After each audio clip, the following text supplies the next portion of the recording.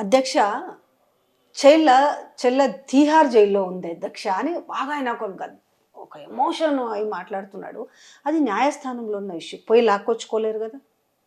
ఒకటి జరుగుతుంది ఇష్యూ, ఆ అమ్మ మాట నిజంగా కూడా ఏంది అసలు? కాదమ్మా, నిజంగా మానవత్వం ఉన్న మనిషి ఎవరైనా కూడా నేను అదే చెప్తుంటే, ఒక శత్రువు ఆడబిడ్డకు, ఒక శత్రువు బిడ్డకు కష్టం వస్తే కూడా ఆ శత్రువునన్ను మనం తిడతామే కానీ బిడ్డను తిట్టాం.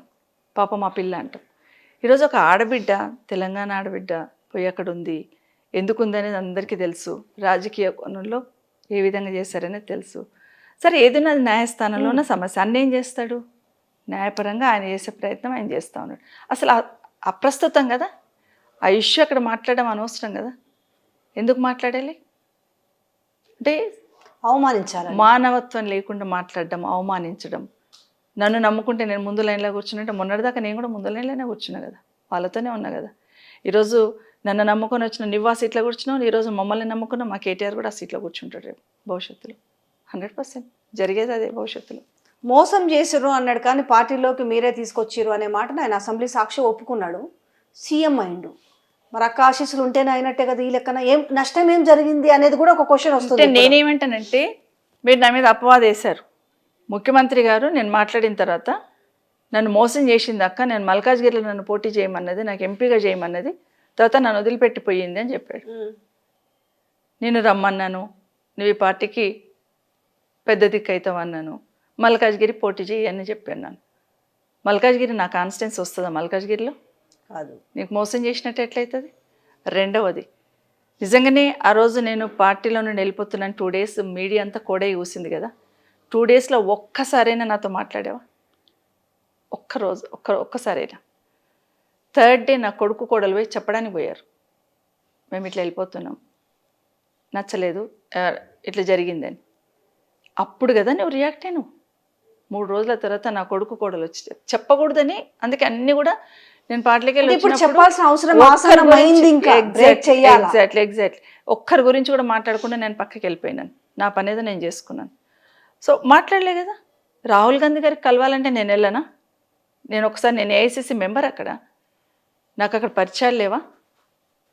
మిమ్మల్ని తీసుకురానికే ఏ గ్రౌండ్ చేసినామో నాకు ఆ గ్రౌండ్ లేదా పైన? పోలేనా? అది కాదు కదా. నేననాలి, మీరు మోసం చేసిండ్రు నాయన అనాలి. నువ్వు కదా నన్ను పట్టించుకోలేదని అనాలి. నేను తీసుకొచ్చినాను. అక్క ఇబ్బందులు ఉన్నప్పుడు ఏం చేయాలి తమ్ముడు? అక్కను కాపాడుకోవాలని, నేను తమ్ముని కాపాడుకోవాలని నేనేటా తాపత్రయపడ్డాను, అక్కను కాపాడుకోవాలని తాపత్రయం కూడా ఉండాలి. అసలు ఓకే ఫైన్ అయిపోయింది, అక్కడ నువ్వు ఇక్కడ నేను. ఇంకొక మాట, ఈరోజు నిన్న స్పీకర్ గారు మాట్లాడుతూ వాళ్ళిద్దరి సమస్య అది, వాళ్ళ సొంత సమస్య అంటాడు. మా సొంత సమస్య ఏం కాదు అది. అక్క తమ్ముడు సమస్య ఉంటే ఇంటికి నేను రాను, నా ఇంటికి నువ్వు రావు. కానీ హాల్లో, అసెంబ్లీలో నాకు అవమానం జరిగింది, నా ఆత్మాభిమానం దెబ్బతిన్నది. నేను సమాధానం చెప్పే అవకాశం ఇవ్వాలి కదా. అసలు స్పీకర్ గారు మాట్లాడతారు, ముఖ్యమంత్రి గారు మాట్లాడతారు, బట్టి విక్రమార్క గారు మాట్లాడతారు, కానీ నాకు సమాధానం చెప్పే ఛాన్స్ ఇవ్వరు. ఇదెక్కడ న్యాయం? ఎక్కడ చెప్పాలి నేను సమాధానం? వారు మాట్లాడిన తప్పని. పోనీ అట్లన్నా ఊరుకున్నారా? నెక్స్ట్ డే మళ్ళీ 2nd day కూడా ఒక అక్కను నమ్ముకుంటే బజార్లో పెట్టింది, ఒక అక్కను నమ్ముకుంటే కేసులు పెట్టించింది అంటాడు. కేసులు పెట్టించింది, కేసులు తను తీపిచ్చేసుకొని చైర్మన్ అయిపోయింది. మరి నా మీద కూడా కేసులు ఉన్నాయి, తీపియాలి కదా అంటుంది. తీస్తారా? కోర్టులలో నడుస్తున్న కేసులు ముఖ్యమంత్రులు తీయగలుగుతారా? అట్లా తీయగలిగితే ముఖ్యమంత్రి గారు మీ మీద ఉన్న కేసులతో పాటు సునీత లక్ష్మారెడ్డి మీద ఉన్న కేసులు కూడా తీపిచ్చేసేయండి. ఇప్పటికీ ఆమె మీద కేసులు ఉన్నాయి, తీపిచ్చేసేయండి ఆ కేసులు కూడా.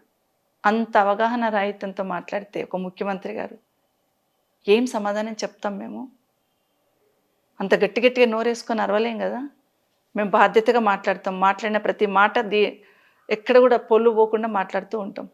అంత అసెంబ్లీలో ఫ్లోర్ ఆఫ్ ది హౌస్లో అంత గట్టిగా మాట్లాడే అబద్ధం చెప్తుంటే ఎట్లా ఏం చెప్పాలి మేము సమాధానం? సో మరి అప్పుడు మళ్ళీ 2వ రోజు మాట్లాడినాకనే మాకు మైక్ ఇవ్వాలి కదా. 4.5 గంటలు నిల్చున్నాం మేము, 3 ఆడబిడ్డలం. ఇందిరమ్మ రాజ్యంలో, సోనియా గాంధీ నాయకత్వంలో, రేవంత్ రెడ్డి పాలనలో, ఆయన ముఖ్యమంత్రిగా 4 గంటలు నిల్చున్నాం. ఒక్కరు కూడా అడగలే మమ్మల్ని కూర్చోండి, నిల్చున్నారు 4 గంటలు. మైక్ కావాలి, మైక్ కోసం మైక్ ఇవ్వండి, ఒక్క మాట చెప్తాము, మైక్ ఇవ్వండి. స్పీకర్ గారు అంటారు సబితా ఇంద్రారెడ్డికి మాత్రం మైక్ ఇవ్వను. నేనేం నిన్ను అడిగాను? నేను కూడా ఎస్సీ వర్గీకరణ మీద మాట్లాడతాను, స్కిల్ డెవలప్మెంట్ యూనివర్సిటీ మీద మాట్లాడతాను, ఇవ్వండి మైక్ అన్నాను. ఇవ్వను. ఖరాఖండిగా సబితా ఇంద్రారెడ్డికి ఇవ్వను అన్నప్పుడు హరీష్ రావు గారికి ఇవ్వమన్నాను నేను. జనరల్గా దెబ్బ తగిలితే దెబ్బ తగిలిన వాళ్ళకు గాయానికి మందేస్తారు. ఎందుకు అంత వ్యక్తిగతంగా కనిపిస్తుంది కదా? మీరు మైక్ అడిగితే మీరు కూడా వాటి మీద స్కిల్ డెవలప్మెంట్ గురించి కావచ్చు, ఎస్సీ ఎస్టీ వర్గీకరణ విషయంలో మాట్లాడతా అన్నప్పుడు అట్లీస్ట్ 4.5 hours నిల్చుంటే మనసు కరిగైన అందులో ఉన్న ముఖ్యమంత్రికో ఉప ముఖ్యమంత్రికో లేకపోతే ఇంకొకరికో స్పీకర్ గారికో మనసు కరిగైనా మాకు టైం ఇస్తాడు అనుకున్నాం. ఇన్ని గంటలు నిల్చున్నారు ఆడబిడ్డలు అని మనసు కరిగైనా ఇస్తారనుకుంటే, పైగా మమ్మల్ని నిల్చోబెట్టి వాళ్ళు కామెంట్లు చేయడం, కింద వాళ్ళందరూ నవ్వడం, రాక్షసానందం. నాకు అప్పుడు కనిపించింది, అక్కడ ఒక రాజశేఖర్ రెడ్డి ఉంటే, ఒక కేసీఆర్ ఉంటే అదే సీట్లో, ఆ చంద్రబాబు నాయుడు ఉంటేనో, రోషయ్య గారు ఉంటేనో, కిరణ్ కుమార్ రెడ్డి ఉంటేనో ఇట్లా నిల్చునే వాళ్ళమ్మా అనిపించింది నాకు. ఒక రాజశేఖర రెడ్డి ఒక కేసీఆర్ ఆడు ఉంటే ఆడబిడ్డలు ఇట్లా నిల్చోబెట్టేవాడా? ఆ సీట్లో వాళ్ళే కనిపించారు నాకు. అంత మహానుభావులు కూర్చున్న సీట్లో నువ్వు కూర్చున్నావు కదా, మరి ఆ పదవికి వన్నె తీసుకురావాలి కానీ తగ్గించే ప్రయత్నం ఎందుకు చేస్తున్నావు? అదే మీరు ఇప్పుడు గతాన్ని గుర్తు చేసుకున్నారు. ఆ కంపేర్ చేసుకున్నప్పుడు కొంచెం స్ట్రైట్గా చెప్పాలంటే ఏం చెప్తారు? సభ గురించి కానీ, రోజున్న సభలో ఉన్న ముఖ్యమంత్రి గురించి కానీ చెప్పాలంటే ఏం చెప్తారు? అంటే ఇంతమంది ముఖ్యమంత్రులతో చూశారు, మీరు పని చేశారు. హుందాతనంగా నిన్న కేటీఆర్ గారు చెప్తున్నారు నాకు, ఫస్ట్ అసెంబ్లీలో కొంచెం సమాధానం ఇచ్చుకుంటూ డికేఆర్ గారు ఉన్నప్పుడు తన అనని వాడు కూడా ఒకటేదో తనకి వినిపించిందని తను గొడవ చేశారట. ఇట్లా అన్నావు నువ్వు, నీకేమన్నా నువ్వు విత్డ్రా చేసుకో అట్లా ఇట్లా అంటే కేసీఆర్ గారు ఇమీడియట్గా వచ్చి క్షమాపణ చెప్పించారట. నథింగ్ డూయింగ్, నేను అనలేదంటే కూడా లేదు నువ్వు చెప్పు ఫస్ట్, ఎక్స్క్యూజ్ అడుగుతాను, క్షమాపణ చెప్పు అని చెప్పాడు. అది అట్లా ఉండాలి కానీ తనే మాట్లాడేసి ముఖ్యమంత్రి గారు ఉప ముఖ్యమంత్రి ఇద్దరే పెద్ద మనుషులు.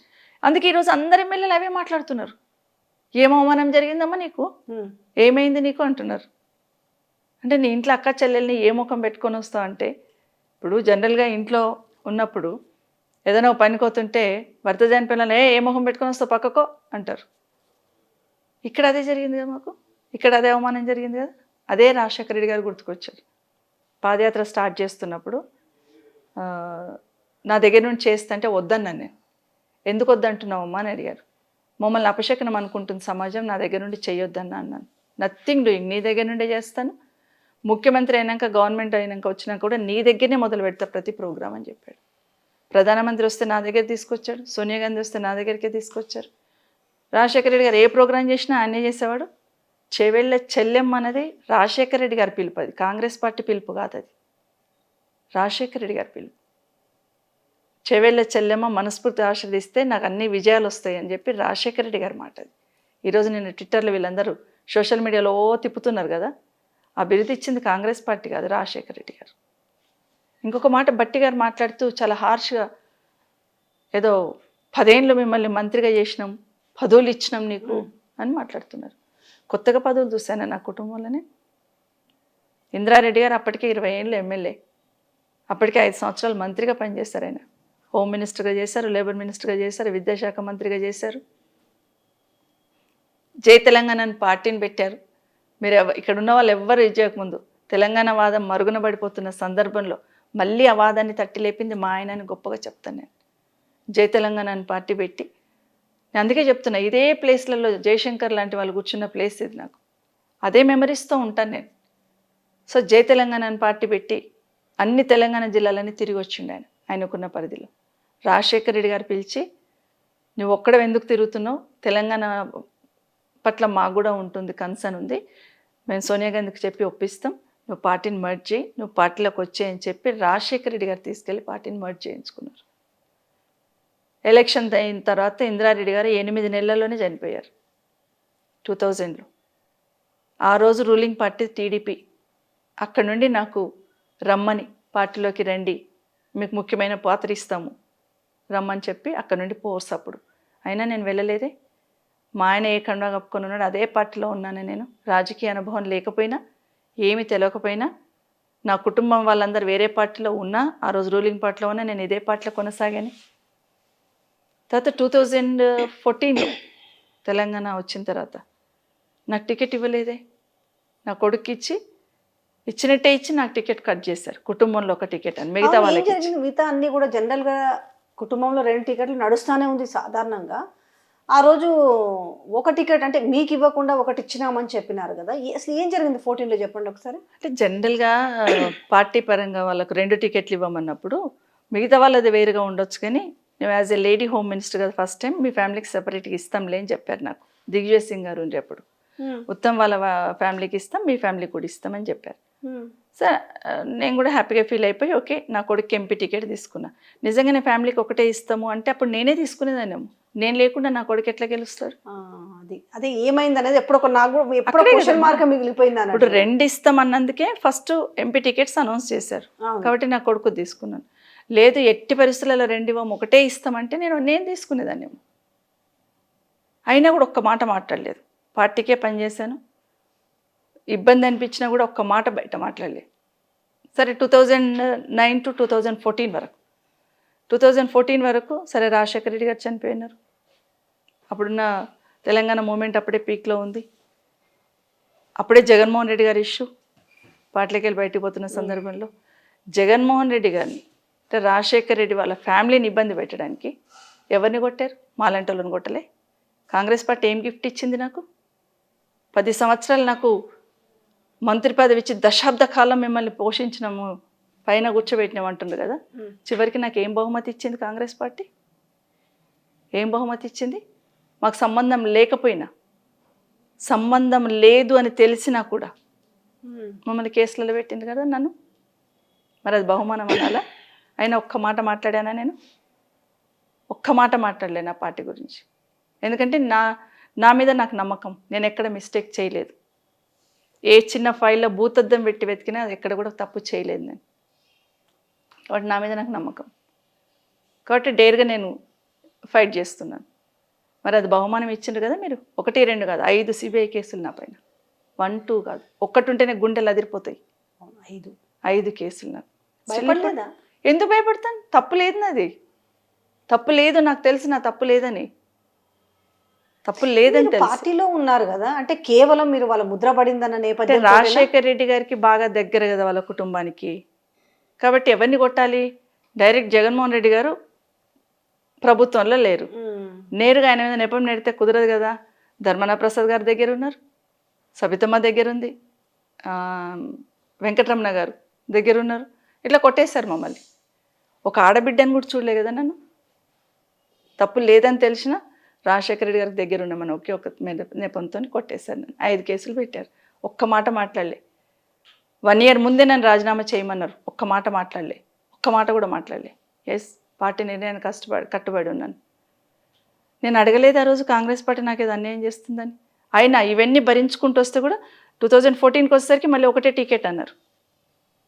ఇస్తామని చెప్పి నా కొడుకుది అనౌన్స్ చేసినాక ఒక టికెట్ అన్నప్పుడు మళ్ళీ నా కొడుకు కొద్ది నాకు ఏమని నేను చెప్పగలుగుతున్నట్లా? అక్కడ నష్టం జరిగింది. పైగా నా కాన్స్టిట్యున్సీ కమ్యూనిస్ట్ వాళ్ళకి అలాట్ చేసిండు. మళ్ళీ అప్పుడు మళ్ళీ దాన్ని మార్చుకోవడానికి ప్రయత్నం చేశాను. ఇవన్నీ ఇబ్బందులు పడలేదా? కానీ ఒక మాట మాట్లాడలేదు. ఉంటాయి, కుటుంబం అన్న తర్వాత ఉంటాయి, సర్దుకుపోవాలి, సర్దుకుపోయినాం. తర్వాత 2014 to 2018 మధ్యలో ఏ పదవి లేదు కదా మాకు. పార్టీకి నేను వదిలిపెట్టాను.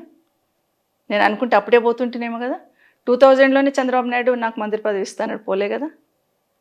మరి 2014లో మీరు టికెట్ అయినప్పుడు కూడా నాకు బీఆర్ఎస్ పార్టీ నుండి ఆహ్వానం వచ్చింది. అప్పుడు టీఆర్ఎస్, నేను పోలేదు కదా. నాకు నా కొడుకు ఇస్తామంటే కూడా పోలే కదా ఆ రోజు. 5 సంవత్సరాలు పార్టీ కోసమే పనిచేశాను కదా. నా కొడుకు చాలా క్లియర్గా చెప్పాడు, మేము ఎంపీ ఏం చేయం, రాజేంద్ర నగర్ నాకు ఇవ్వండి, మా ఇష్టం మా అమ్మకి ఇవ్వండి. అగ్రీడ్ అన్నారు. 3-4 సంవత్సరాలు పనిచేసుకున్నాడు వాడు, గట్టిగా పనిచేసుకున్నాడు.